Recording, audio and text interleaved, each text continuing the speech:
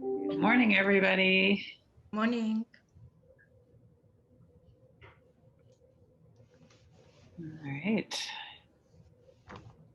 Well, welcome. If you feel comfortable, please turn your camera on for a moment so we can, all wave good morning to each other.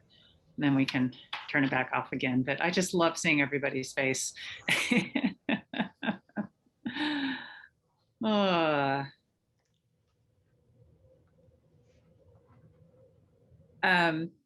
So I think, I don't want to take too much time away from this, but is there anybody who hasn't participated yet or who is fairly new to the university who would like to introduce themselves?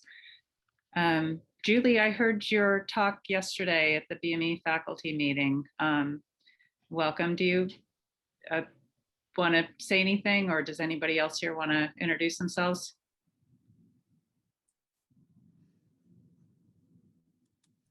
I saw you flash on for a minute, but now you're muted. That might have been a different Julie, actually. Oh, okay. Okay. I didn't talk yesterday. I did give grand rounds in neurology, though, the other week. Ah, okay. All right. Well, yes, it must have been a different Julie then, but glad to have you here.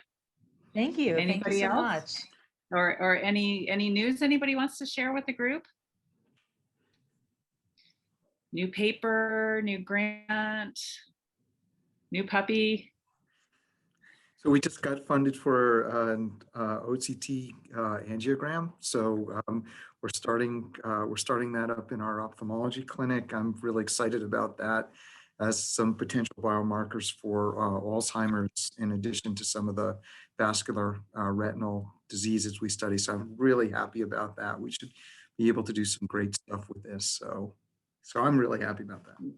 Yeah, I'm excited for that too, John. That was through the Equipment Enhancement Fund. Yep. Right, which Yes. everybody is welcome to apply for next year to bring in shared and core equipment. So this will be optical coherence tomography. Angiography, yeah. Yeah, take pictures of blood vessels in the retina. Yeah, right. But of course I love that field. So great. All right. Well, today our topic is talking about animals and research, and we are super fortunate to have Dave Besselson and several members of his team here to help us talk through that.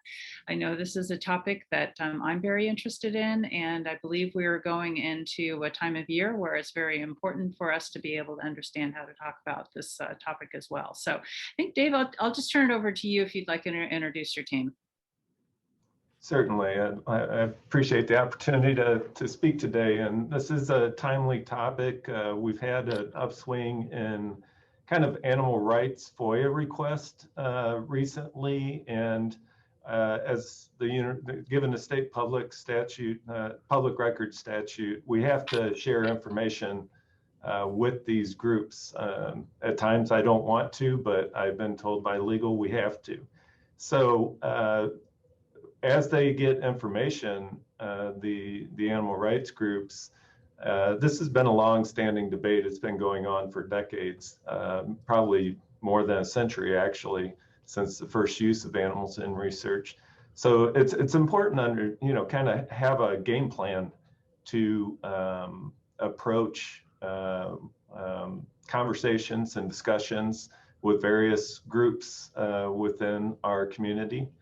And I'm very happy. I invited two of our UAC team members and then our current and incoming IACUC chairs, because we get deal with these situations all the time. So CJ Doan is our associate director in animal care. She's the former attending veterinarian at the Oregon Primate Research Center. And so she dealt with a lot of this when she was in that role. Paula Johnson is an associate veterinary specialist. She's been with us in UAC for many years. She has done a tremendous amount of outreach, especially to K through 12 schools. She's been heavily involved with the Southern Arizona Science and Engineering Research Fair for decades as well. So I asked her to come in, and then Shawn Limson is the current IACUC chair. He's served a 9-year stint, gone above and beyond the duty of service to the Animal Care and Use Program. But he is going to step back from being chair. He'll still serve on the IACUC, but many of you know Shawn, obviously. So, and John Cantilas is the incoming IACUC chair. So I wanted to have him participate as well, since we all get, asked, brought into these discussions. So I thought I'd start. I just have a brief outline of information that I typically keep in my back pocket.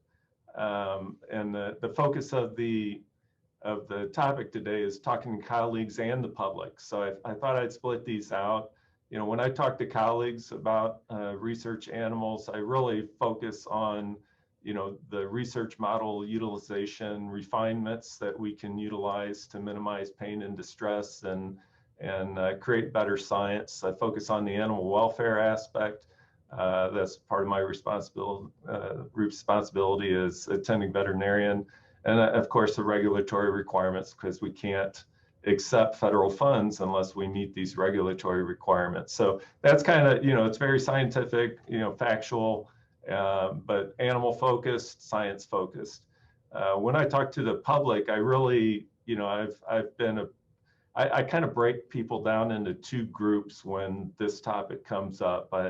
One group are the animal rights extremists, and then the other group are the general public, who typically are fairly ignorant on the topic of animal research and how modern animal research is performed and the steps we take to mitigate pain and distress and so forth.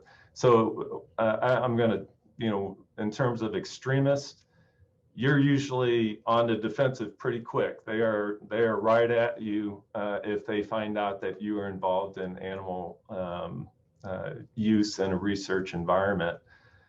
So honestly, I typically don't spend a whole lot of time on them because their minds are made up and they're so far down the path that it just becomes an argument and kind of a waste of time, in my opinion. So I usually part ways or transition to a different topic as quickly as I can, agree to disagree, and essentially convey that 99+% of the people that I work with, researchers and animal care personnel, have tremendous compassion and respect for the animals they utilize, and that I, as the attending veterinarian, have decision-making authority to minimize pain and distress for any animal use in research. So, I'm, as the AV, I'm the voice of the animal. I'm looking out for the animal's interest. The public, general public, I approach those folks very differently. I take every opportunity to engage and educate them. I kind of let the flow of the conversation determine where to focus, but I typically try to cover several topics. One of which is the impact of the research. How important the research is to advancement of medicine and science in our community. So, and the breadth of the research, especially at our institution, I tend to emphasize, because we're working in every area to try to make people and animal lives better and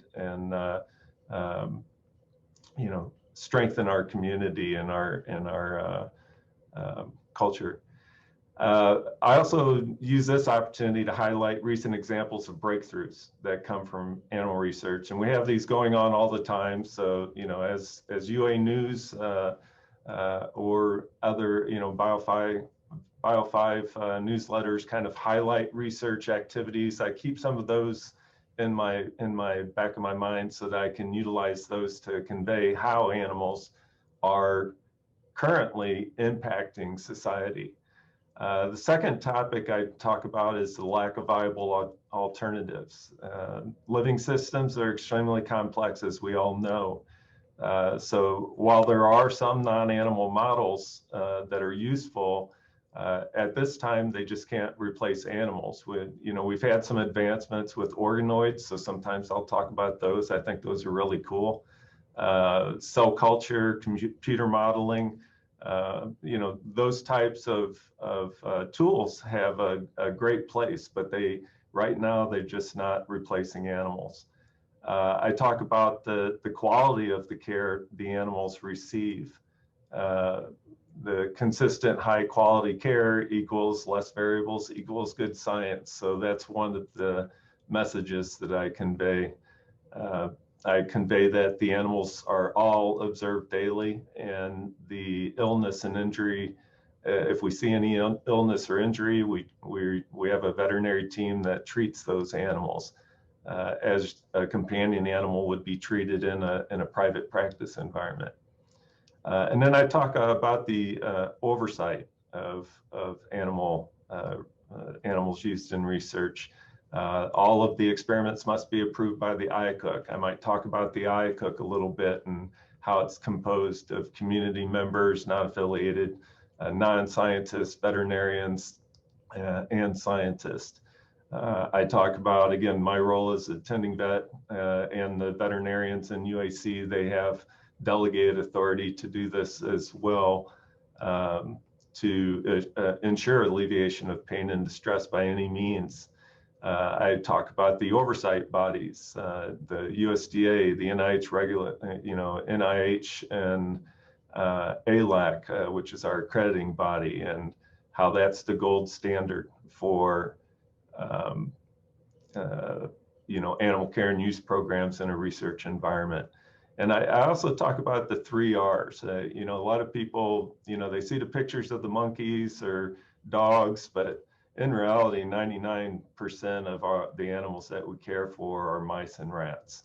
That is by far the most commonly used.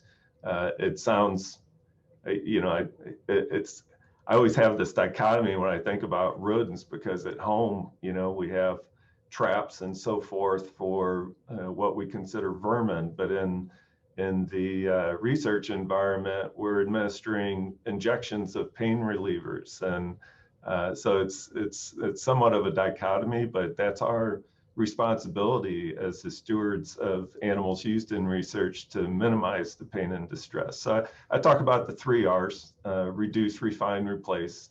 Reduce the number of animals utilized, refine the procedures that are used on animals to minimize pain and distress, or the models, refine the models, and replace the models with lower taxonomic levels of animals used in research. So that's kind of that's how I approach it. I don't hit those in any particular order or anything. I did today so that there was some structure, but in reality, I just try to cover these, whatever the person's interested in. I'll talk to them about that. So with that, I will turn it over to the other members of the panel to kind of convey their thoughts. Maybe CJ, since you have a lot of experience dealing with this topic from current and prior positions, I'll turn it over to you.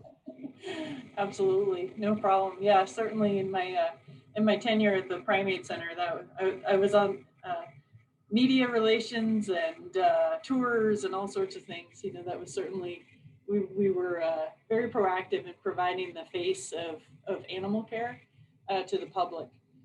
And so, I echo everything Dave said. I think the only thing that I would add is that I tend to, I think of the conversation usually when I'm getting my hair cut. Somebody says, "What do you do?" And my response is always, "I'm a veterinarian for the university." And they say, "Oh, are you at the vet school?" And I say, "Well, no, the university owns a lot of animals used in both research and teaching, and I provide care for them. They get care 24/7, 365, and we're there to care for them." And that usually goes one way or the other. But almost always they say, "Oh, there's veterinarians there."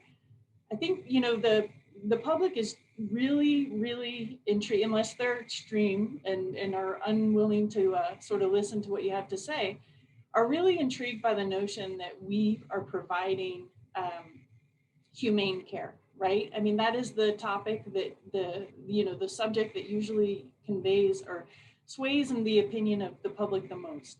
is that we are so focused on providing humane care and ensuring that there isn't unnecessary pain and distress. And the fact that there is a huge amount of people who are here just to do that. So not only is the university investing in that, both because it's, I always emphasize that there are federal laws that dictate that we have to be present to be the sort of nonpartisan, we have the researcher, we have the animal, and we're the third leg of that triangle to ensure that we are standing up for, being the surrogate for the animal in that scenario. So it's legally required, but also that it's ethically appropriate. And so I always emphasize that we're there because we're supposed to be there, but also because we should be there. And I think that gets a lot of traction with the general public because they see that we care. And there's passion in that conversation too, right? We are here because we do really like both the science and the animals, and we care a lot about the outcomes. And I think that comes across. When you look at all the different advocacy groups that are out there sort of promoting biomedical research on all of our behalfs, that's what they talk about. You can't win them over necessarily with the science, but you can win them over with your heart. And so if you show the passion and the compassion that you do share for these animals and for people and for the advancements that we are providing to society, that really does come across and does resonate with folks. And I found that to be the most successful path. And that certainly has been the most successful path in media, in my experience, being in front of the camera and or being interviewed for newspapers or things like that, is the notion that we're there to care and to ensure that everything's being done humanely. So I guess that's the other thing that I would emphasize in the midst of all that conversation. And to also acknowledge that there is gray area, that none of us are 100% comfortable with everything. And I think acknowledging your own humanity in that discussion really does open people to conversation, to debate, to healthy. I don't know the answer to that. I agree with you. That's a little tricky. And so I've always sort of tried to take that perspective as well, because I do have gray areas. We all do. And the whole spectrum of where you fall in the animal use is a spectrum. Some folks are very polar one way and some are the other, but most of us, like everything else, or politics or everything, we live in the middle.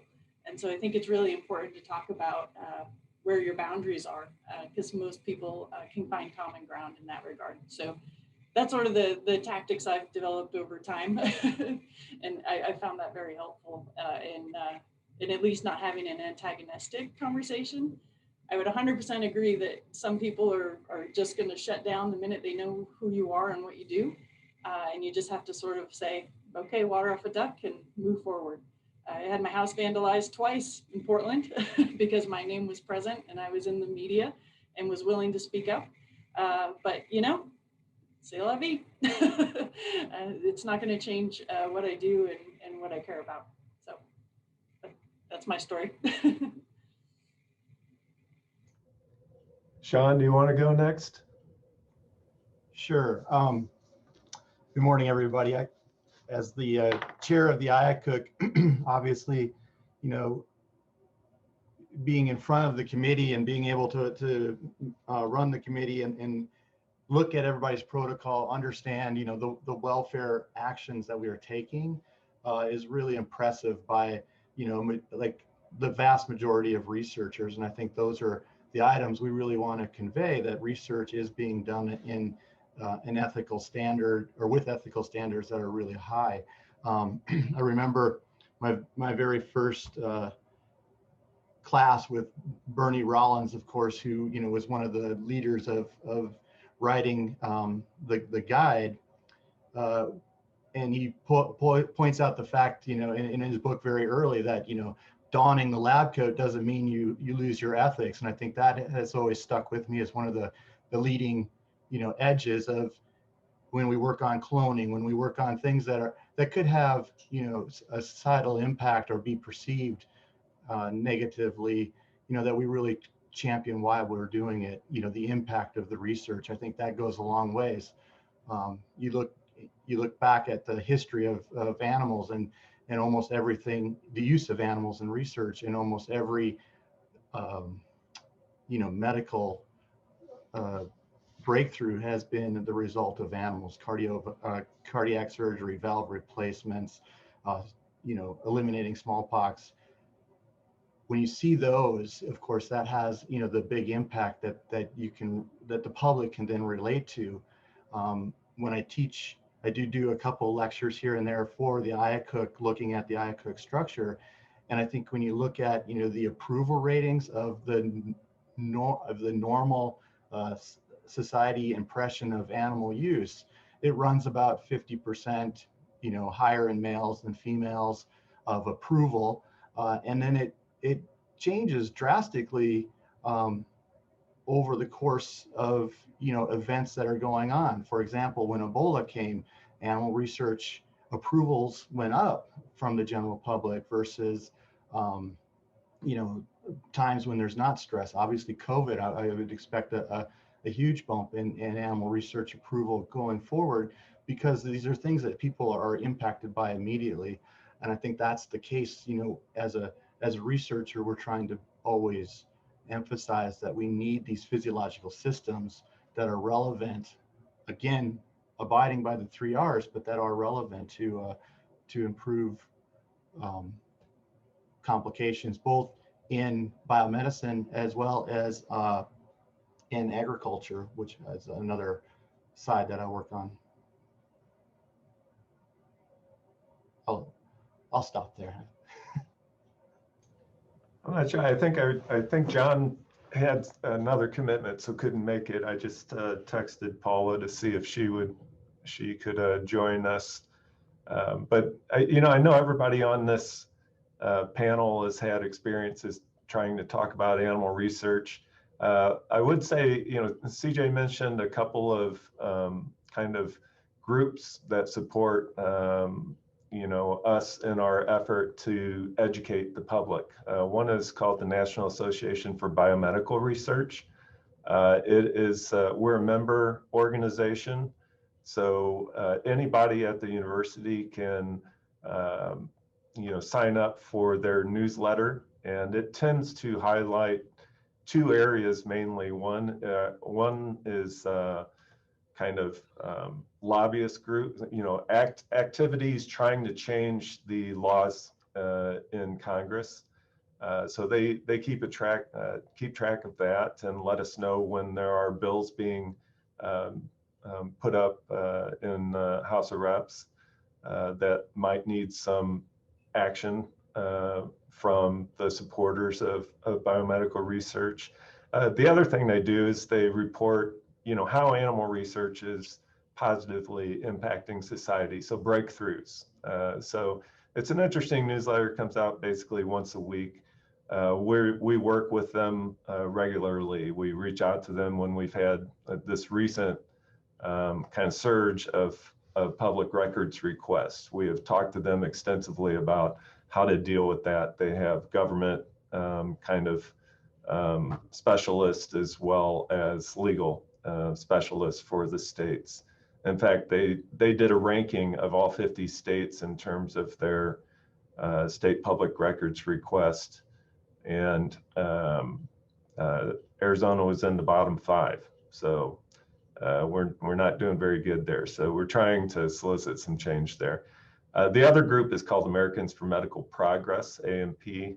And they're a very small organization, but they do a lot of great work. And CJ used to work with the I'm not sure if he's the executive officer. He's the director basically of that organization. So especially on the communications side. So they do a great job too. Every once in a while, I'll see things that I circulate to the user groups that I think are useful. But I was hoping Paula would be able to kind of talk about some of her experiences with K through 12 kids, because that is an area that the animal rights groups have targeted. Honestly, they're trying to get into the schools with, kind of there's some anthropomorphism of animals, and trying to sway public opinion by getting to these kids at an early age.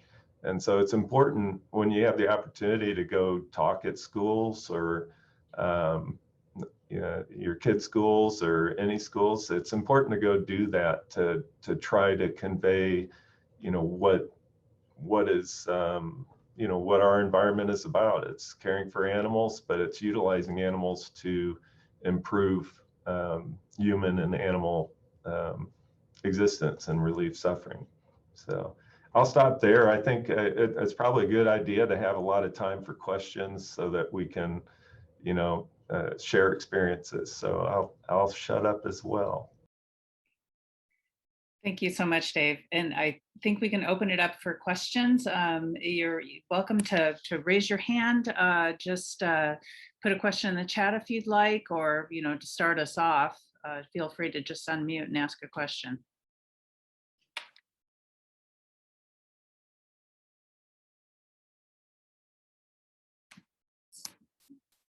I would ask a question. One audience, I guess this kind of falls under colleagues, but I've also gotten questions from just students, undergraduate and graduate students who come talk to me or are interested in working in my lab and may not necessarily know that I have animals in research. How do you propose talking to them?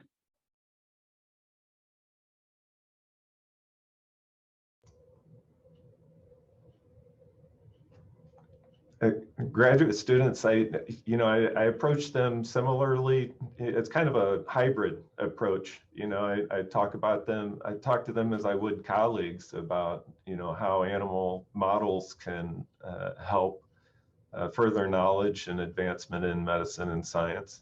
But I also recognize that they're not quite as experienced, and maybe they have some personal opinions on the ethics debate related to the use of animals in research. So just ask them to, what are your questions and concerns, and let me explain or show you how we approach those types of things. Really just explain the process of animal research and approvals through the IACUC and so forth. But just try to engage them. If you have concerns, let me know, and we'll work through them. If you see things, I have this conversation every time we hire a new employee. I sit down with them within their first week or two and try to convey the importance of what we do as a department, but also kind of gauge where they are in terms of caring for animals. The people who are attracted to this field in the animal care side, they really care for animals. They want to work with animals. They want to take care of them. And so it's pretty easy, but I always tell them, it's an open door. Just come in and ask me if you have any questions. Ask your colleagues, ask the researchers. The researchers like talking about what they're doing, what they're trying to do, and why they need to utilize these animals. So educate yourself by asking questions. And I think I'd approach the undergrad and grad students the same way. It's like, educate yourself. This is about science. Not too many people go down the realm of science as a career path. So you have to view yourself as a minority, and you really have to be a spokesperson for the entirety of science and the advancements that come with science. Thank you.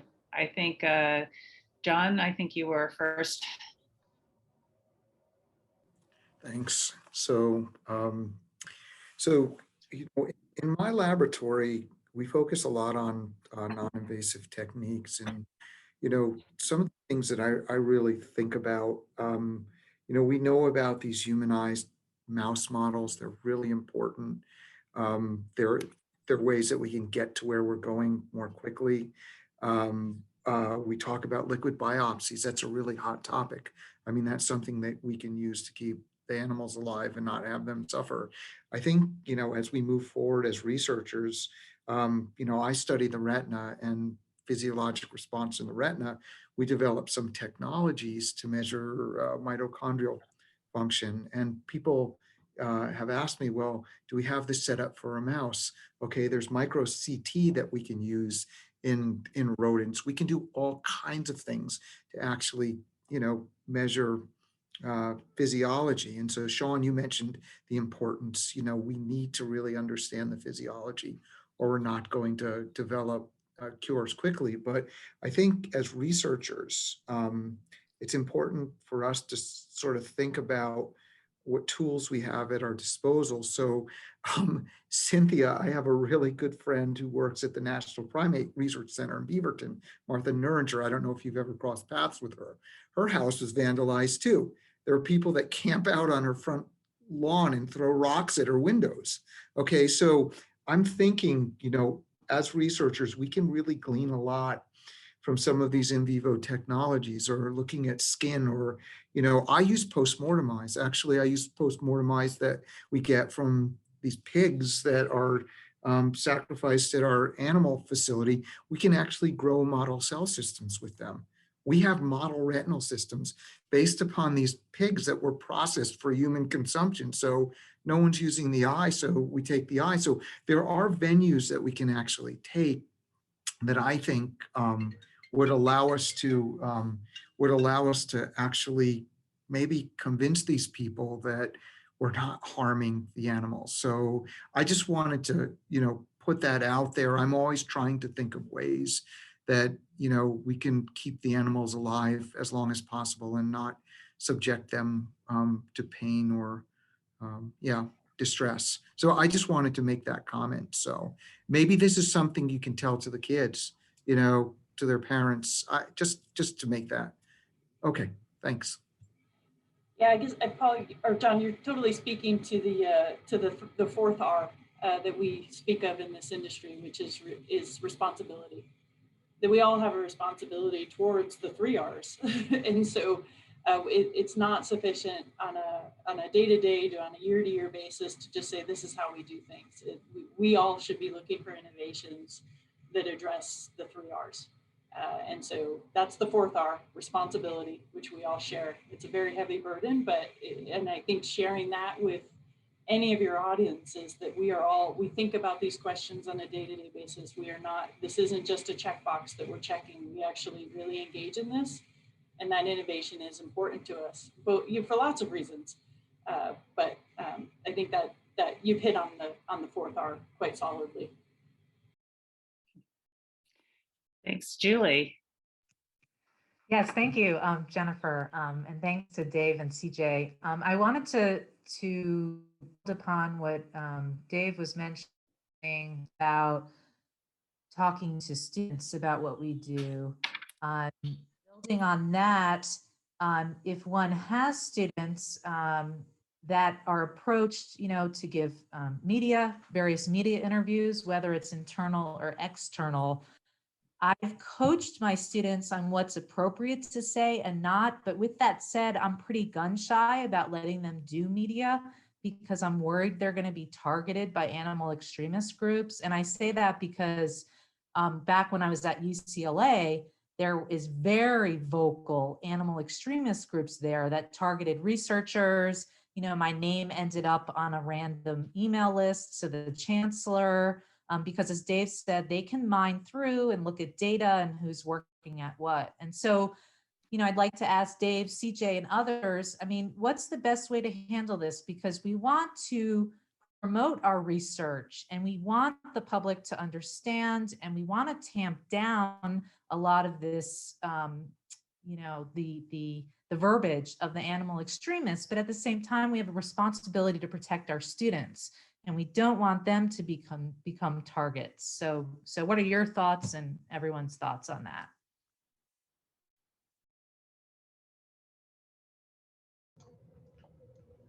Yeah, we've been dealing with this topic a lot recently in terms of how many FOIA requests we're getting, and not really FOIA, they're public records requests, because a lot of the research that is not subject to FOIA, but it's subject to the state public records request. So I think coaching them is a great idea. You know, coaching about the importance of the work they do, but it's very critical when anything that's documented, I try to, it's kind of adjust the facts and anything that I think could be subject to a public records request, because that's where the animal rights groups are getting their information. Also, the information that is conveyed publicly through public media. So as Julie knows, because she's contacted me several times about news releases that she's involved in, the UA communications team, Pam Scott, formerly Chris Sigurdson, helped us a lot with trying to make sure that the message that was going out was positive, but also kind of, not subjecting the university to potential downstream negative publicity. They're a great resource. So I utilize them whenever there's anything that's going to go out for public records or a news release.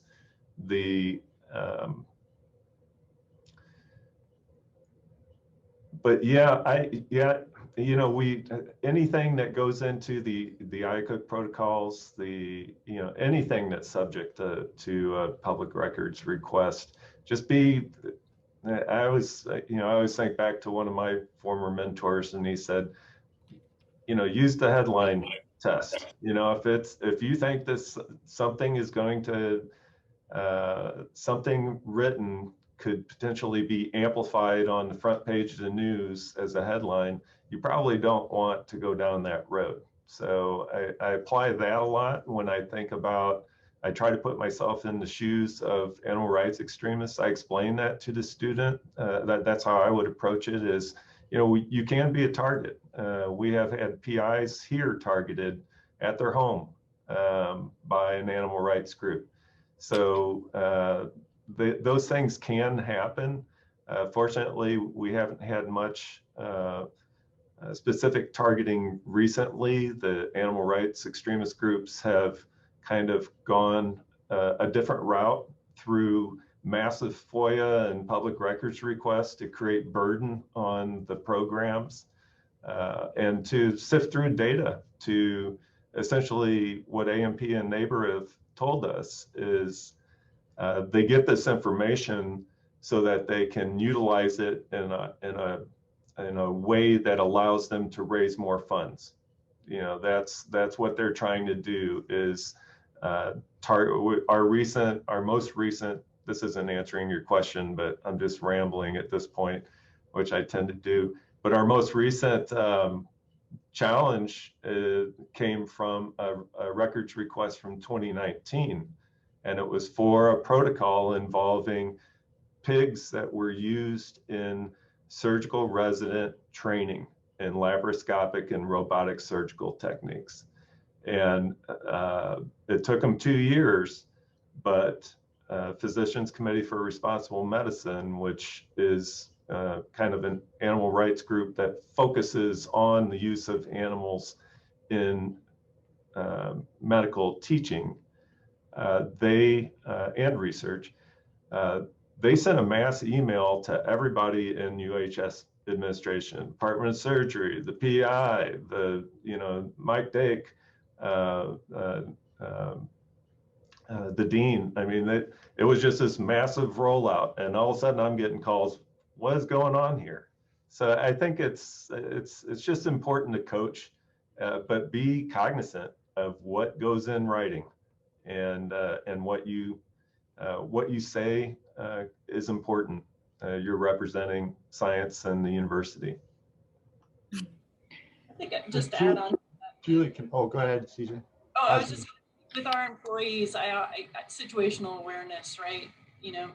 Knowing who your audience is and knowing whether you are going to be safe or not. And so I always emphasize the personal safety. And I realize with reporters that should not be an issue, but just in general, when you have somebody who's new to the business, and they're like, I'm not quite sure if I want to talk about this, there isn't a requirement. I mean, obviously as leaders, yes, we have to talk about this. We need to stand up and take on that responsibility. But, you know, with your students and stuff, I always give them an opportunity to say, you can choose your battles. You can choose when you want to have those conversations and keep your personal safety first and foremost. And that's a different line for everyone.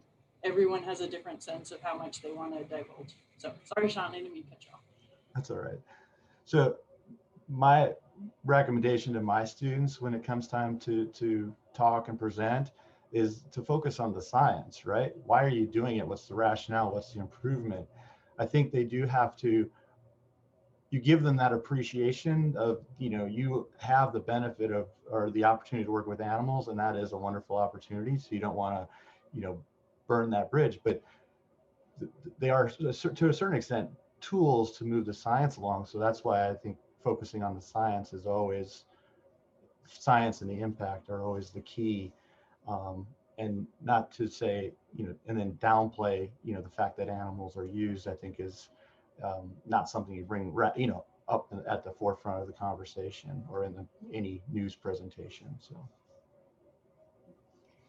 Thank you so much. And Kate, we'll get to you, but Teddy, I see you're on. I was wondering if you wouldn't mind relaying your recent experience talking about your COVID model and how you approach that in the media.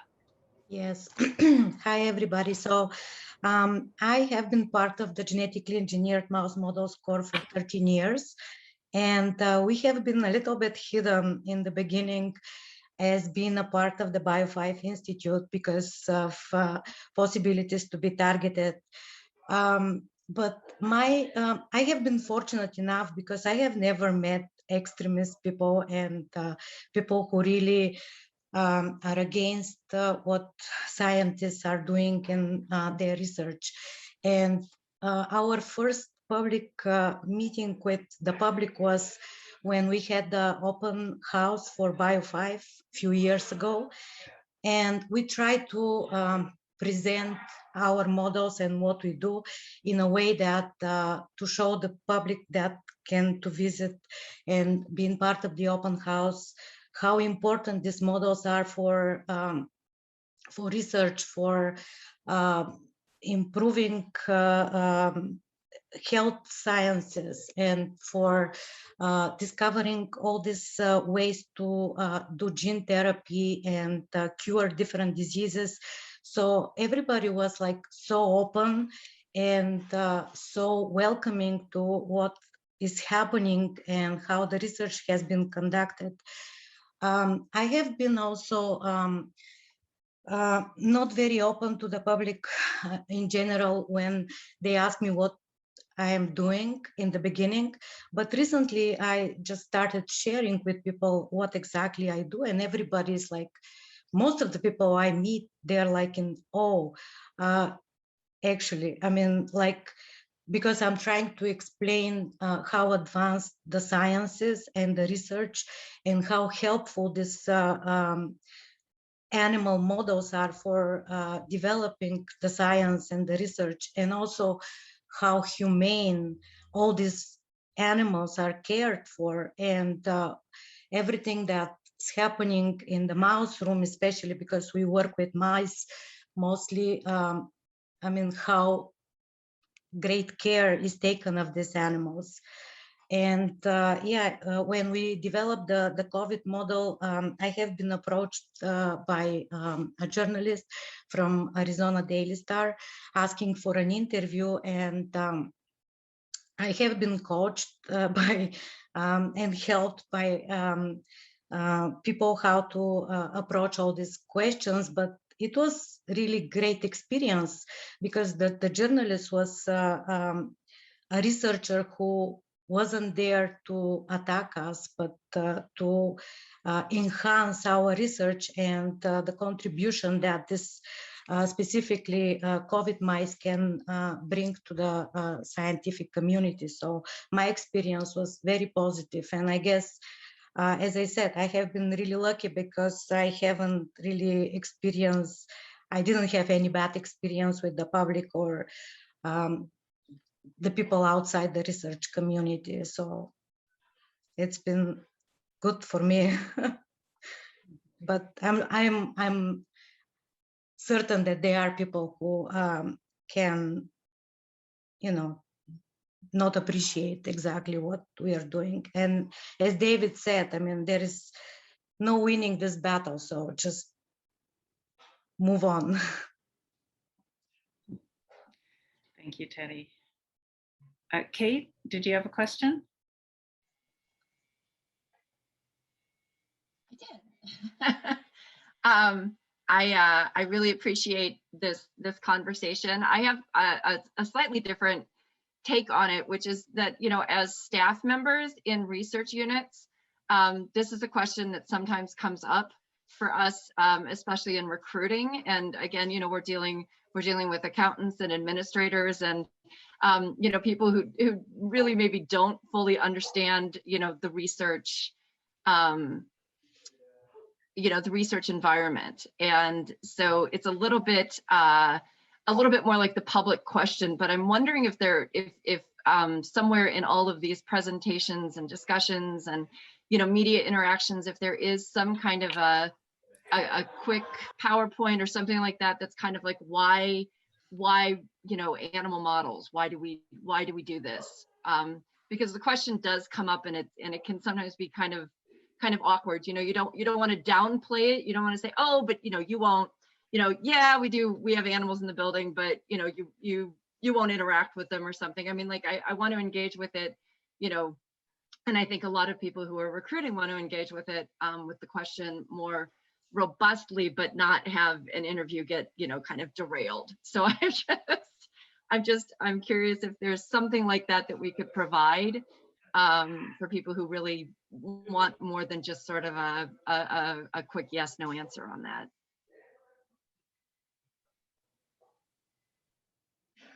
Yeah, I'd refer you to, I think Neighbors rolling out a new, what do you call it, kind of public education campaign. And they're focused on, they have determined that one of the more effective ways to educate the public is to relate scientific advancements to companion animals, and how some of the advancements that are they're not only impacting people, but they're being utilized because people have a big heart for dogs and cats and other companion animals. I mean, they are part of the family. And so if you can relate a story to, you know, a scientific advancement to a story of a pet, that has a lot of strength, according to Neighbor and AMP. So, you know, those types of tools are available. I think, you know, you would need to go through and kind of decide what fits the application that you or the situation that you're trying to address. But I would refer you to the Neighbor website and the AMP website. And again, as a member of the university, reach out to Neighbor. You can join and talk to them directly. It doesn't have to be me. I mean, UAC pays the bill, but we do that so everybody has access. So feel free to talk to them. They're the experts on tools that are available for various target, you know, groups of people, you know, whether it's, you know, general public or children. I mean, they'll be able to point you in the right direction. Great, thanks. Thanks. We've got some activity in the chat, and so maybe we can amplify on that. There's a question. My sister's been an animal rights activist. Having learned a lot about animal cruelty, is there any way to increase transparency in showing actual conditions in which animals are being cared for, not just the policies that are in place? I believe transparency may ease tensions and show that we are not mistreating animals. So the picture being worth 1,000 words, and you know, positive and negative directions. And CJ, you responded to that. Do you have anything else you'd like to add? Yeah, you know, I think across the country, there's varying degrees of comfort with this, right? And so it's an institution by institution initiative. Oregon decided very early, basically because they were being attacked on the daily to just open our doors. So we did in-person tours for until COVID, basically, and then they switched to this online virtual tour. It's long, it's about 25 minutes if you have any time, but it intermixes animal care and a lot of talk with various scientists about what they're doing and how it's benefiting. And it's a pretty effective communication tool. As Dave mentioned, the head of communication and PR at OHSU when I was there is now the director of AMP, and he's sort of a master at this. He established this program and it's really grown. But yeah, so that's one aspect. There is a national level group that is trying to sort of coordinate an effort, and I can share that. I'll find it here in a second. I know the Society for Neuroscience has a large committee across multiple units that are trying to look at how to be more proactive in communication about this and how to be more direct. I know that they're, like, as I said, that the director of the Oregon Primate Center is leading another initiative, which I'll share here in a minute, that is trying to, again, to get grassroots efforts at different institutions, you know, ways that you and I could contribute to maybe changing the way the U of Arizona views this, and whether they want to be a little bit more transparent. And then there's this other group that I've shared, which is Curious Science Writers, which is really about developing young science writers that focus on promoting the benefits of animal research. If you go to their landing page, they got how monkeys provide, you know, insights into development of prosthetic limbs, for example, and there's a whole thing written by a young journalist. And so there's a lot of initiatives out there, and it really is incumbent on the institution to make a decision about what their philosophy is. Do they just want to stay off the radar, or do they want to engage in the discussion? I would say we're pretty conservative here. I'll be honest. I think we're a little conservative, but you know, it is what it is. You know, there probably are ways that we could influence that if folks are more interested, whether through professional organizations or through your leadership roles at the university. Yeah, I think when I look at the opposite side of this, so the environmental activists and their interactions, you know, there are a lot more interfaces between that group and land managers, for example, and I think we're a little bit behind the curve, and that we're hiding behind our institutions a bit. But that's just my opinion. But I believe you do offer tours occasionally, or at least you did pre-COVID, right? Because I'd get notices every once in a while. So you know, who are those for, and is that just for high school students, or who are those for? Yeah, typically it's been either university classes, like the research animal methods class and ACBS. We would tour them through the central animal facility each time they had a class. Certain high school groups we've been approached by, and you know, we have certain rules in place. We don't want the kids running, you know, they need to be chaperoned and well behaved and quiet, and because we're trying not to disturb the animals. We always talk to our primate researchers about, you know, the primates are very special. They're very, if you look at them wrong, they get stressed. You know, you can't stare them in the face, or you might create a reaction that they injure themselves. So we're very cautious with the primates, of course, because of that. But yeah, we don't really have open door tours, mainly because it's somewhat of a hazardous environment, and because we've got a lot of different infectious agents, chemicals, all those types of things that come into play. So we're pretty cautious. I would say, I think we are conservative. I think a lot of programs are conservative in terms of how much they promote in the public realm.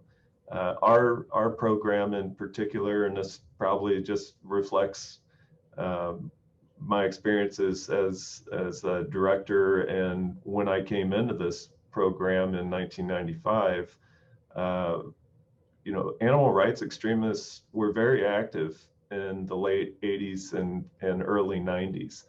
And we actually had an Animal Liberation Front break-in of one of our facilities. They burned down one of our offices, animal care offices. They burned the 5th floor of Building 90, the ACBS building, released 1,200 animals, some of which were infected with cryptosporidium. So we kind of, having gone through that experience, I think the reaction of the university at that time was, let's try to internalize and let's protect ourselves, heighten security, try to mitigate, negative publicity. But really, it was it really had a big impact on the animal research program and the productivity of our researchers. It set some of them back a year or more. So those types of experiences at our institution have certainly swayed how we've approached this in the decades since. That off-break-in actually was the impetus. We had Howard Heflin, for those of you who've been around for a while, he was a senator from Alabama. He came out here and toured the facilities that had been vandalized. And the Animal Enterprise Terrorism Act, the federal act that makes it a felony to kind of terrorize animal, the scientists that utilize animals, that was enacted in part as a result of that break-in and other break-ins. ALF was very active at that time. We had a very active animal rights group back then. One of the main leaders of that group, Rodney Coronado, is his name. He was actually found on the Tohono O'odham Nation when he was under indictment for felonies he committed here and elsewhere. Not here, but elsewhere. They never found the infiltrators of that ALF break-in from 1989. But I think that's certainly had an effect on how we've approached it from the communications perspective, as well as certainly everybody who works in the animal facilities knows how secure they are, physically secure they are. The most recent activities that we have are targeting the Food Product and Safety Lab. So there will be a group of people on the corner of Campbell and Roger Road periodically on Saturdays or Sundays once they found out that there was an abattoir on Campbell Avenue Campus Ag Center, they chose that to focus on. So as Shawn mentioned, production agriculture is certainly a target of the animal rights extremists. Mm-hmm. Great. We're approaching the end, so I think David, CJ, Shawn, do you have any just last kind of wrap-up comments? What I'm hearing is that we should be careful, but should be encouraged to talk about what we're doing. Just make sure we know our audience. There are reporters. The central communications here at the university is outstanding. Talk to people. There are people like the reporter that you talked with, Teddy. She's outstanding, right? Science reporter, science background. We knew that she was there to give a good report, not to try to get anything out of you. But any last comments to leave us with? No, I thank everybody for participating in this. I think it's an important topic. It's our responsibility to 4th R, as CJ mentioned, to try to educate the public on what we're doing and the advances that this research is having and how we're dependent on animals. And I circulated an email to the user group. There's a Allentown sponsored seminar by Steve Nemi that Jennifer mentioned early on. I encourage you to attend that if you have interest in this topic. I think it'll be a good presentation. Jennifer, I'd just like to, thank you for putting this on and let everybody know that, the IACUC is always, there to take any questions or answer things that, address things that come up at any point. So just feel free to reach out to us if you have, specific questions on your animal protocols and how they work. Yeah, as an investigator, I'd like to give a huge shout out to IACUC here. You make it easy to do the right thing. You're firm but fair and helpful and assuring that we do absolutely the best work, and taking care of our animals properly results in good science. So it's all good. Thank you so much for your service, Shawn, and thank you, John, for taking on the role next. All right, well, thank you, everybody. Look forward to seeing you next month. As always, if you have any topics you'd like to bring up for this hour of discussion, please let me or Lisa Romero know. And thank you, Elena, and your entire team for helping put this on. Appreciate it. We'll see everybody soon. Thank you.